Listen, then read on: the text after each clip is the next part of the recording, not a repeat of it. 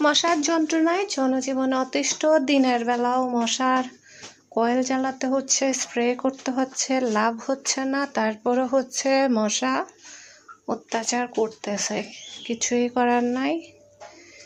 এই হচ্ছে জীবন। জীবন মানেই হচ্ছে যুদ্ধ।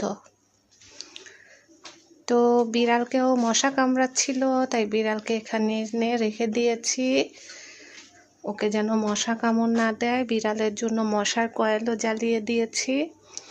তো বিড়াল এখন আরাম পাচ্ছে মাশাআল্লাহ। যেহেতু ছোট বাচ্চা আছে তাই বিড়ালকে এখন খাঁচাই আপাতত রাখলাম। আর এই তো বাচ্চাদের এখন খাইয়ে দিব, লাঞ্চ টাইম হয়ে গেছে। তো বড় ছেলেটার জন্য ওয়েট করতেছি। ওদেরকে খাওয়ানো মানে এক প্রকার যুদ্ধ করা। 1 ঘন্টা বসে থাকতে হয়, এই এক লোকমা নিয়ে বসে আছি, আসবে তারপর খাবে। এই হচ্ছে অবস্থা। বাচ্চাদেরকে খাওয়াতে গিয়ে যুদ্ধও করতে হয়।